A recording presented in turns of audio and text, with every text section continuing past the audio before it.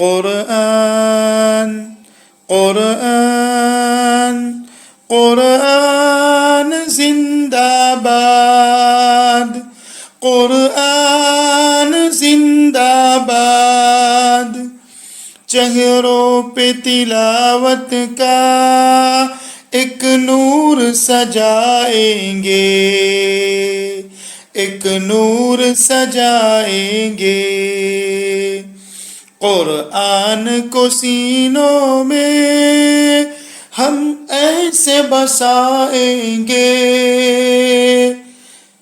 تطہیر ہو ہر دل کی قرآن کی تلاوت سے، شاداب رہے ہر روح ایمان کی محبت سے، تطہیر ہو ہر دل کی قرآن کی تلاوت سے، شاداب رہے ہر روح ایمان کی محبت سے، چہروں پہ تلاوت کا ایک نور سجائیں گے۔ السلام علیکم ورحمۃ اللہ وبرکاتہ۔ آپ سبھی حضرات کا ہماری چینل انوار ایمان میں خیر مقدم ہے۔ امید کرتا ہوں سبھی ساتھی خیریت و عافیت سے ہوں گے۔ اللہ تعالیٰ سب کو خیریت و عافیت کے ساتھ رکھے۔ اقرأ القرآن مع التجوید، قرآن کو تجوید کے ساتھ سیکھیے۔ اس کورس کا لیسن نمبر 3 شروع کرنے جا رہا ہوں۔ آج کے اس لیسن کے اندر حرکات کا بیان ہے۔ آئیے اپنی نظروں کو اسکرین پر جمائے رکھیے۔ حرکات کس کو کہتے ہیں اور حرکات کتنی ہوتی ہیں اس کو سمجھیے۔ یہ حروف تہجی اور انگریزی الفابیٹ، عربک الفابیٹ کے بعد اس کے سمجھنے کے بعد اب جو ہے حرکات کا بیان شروع ہو رہا ہے۔ حرکات جب تک نہیں سمجھیں گے تب تک آپ ان حرکت والے حرف کو پڑھ نہیں سکتے۔ تو آئیے اپنے نظروں کو اسکرین پر جمائیے اور دیکھیے، ایک سمت میں اردو نظر آ رہا ہے، دوسری جانب آپ کو انگریزی میں لکھا ہوا نظر آ رہا ہے۔ اردو اور انگریزی دونوں کے سہارے سے آپ سمجھ سکتے ہیں۔ دیکھیے انگلش کی طرف اپنی نظر لے جائیے۔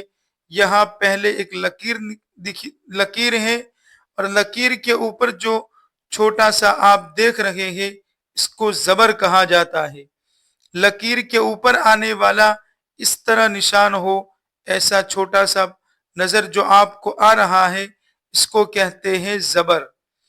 اور اگر لکیر کے نیچے اس شکل کی اگر آپ کو نظر آ جاوے تو اس کو کہیں گے زیر۔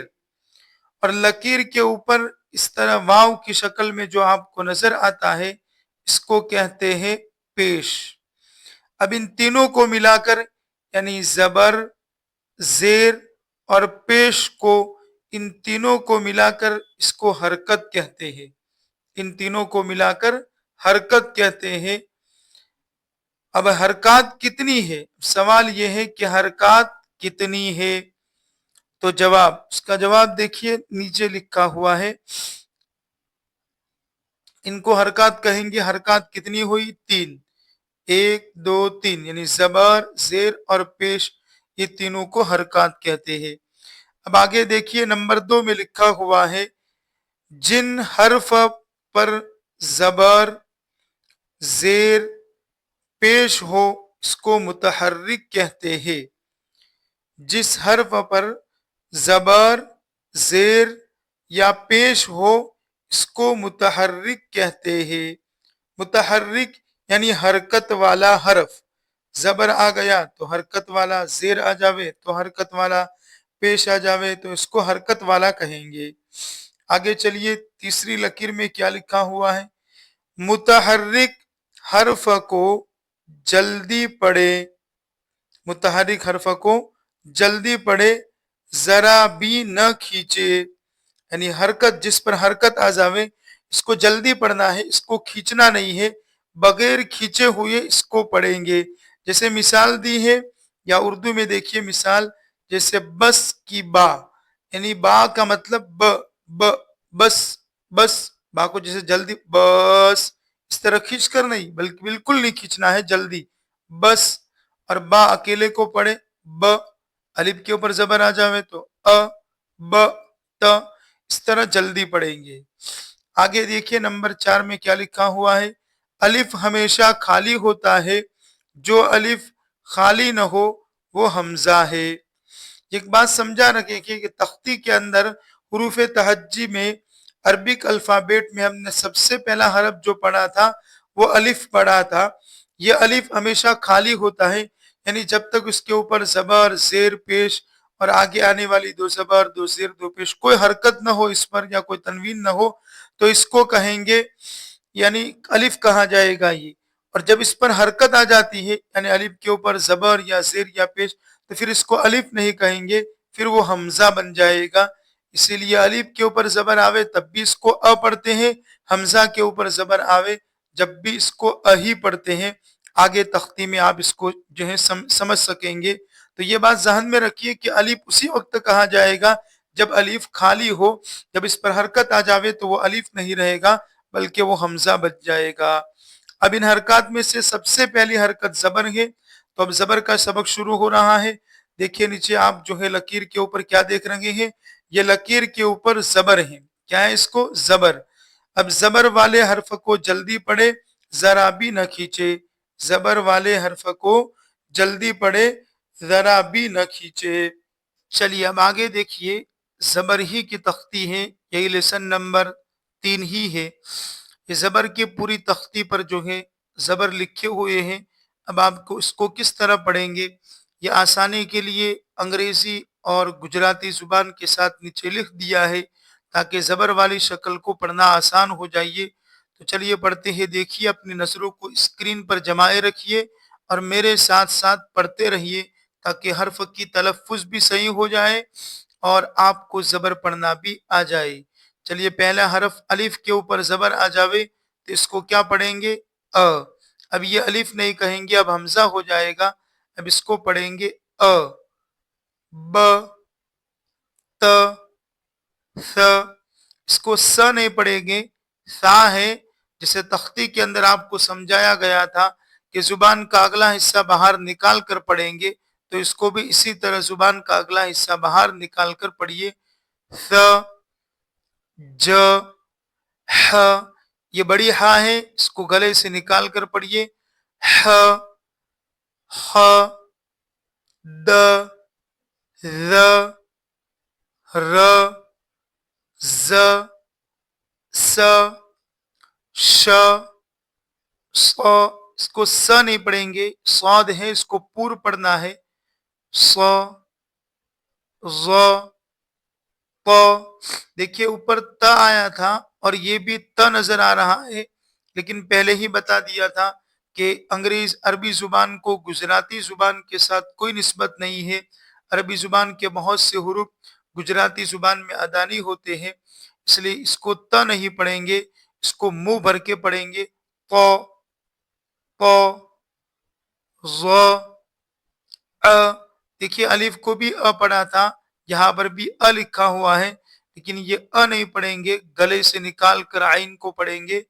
अ, ग, फ, प, क। देखो ये अंग्रेजी में अलग है, गुजराती में दोनों जगह पर क लिखा है, लेकिन ये बड़ी कौफ है, ये छोटा काफ है, इसलिए इसको अदायगी अलग अलग समझ कर पढ़िए। क, क, ल, म, न, व, ह। देखिए ऊपर आया था, ये ह था, यहाँ पर छोटी हा है, इसको मुंह में से पढ़ेंगे। ह, अ। देखो ये हमजा भी अ पढ़ रहे हैं, अलिफ के ऊपर भी जबर आया तो अ पढ़ते थे, तो ये अलिफ हमजा बन गया, इसलिए दोनों अब एक ही अक्सा ही पढ़ेंगे। अ, य, य।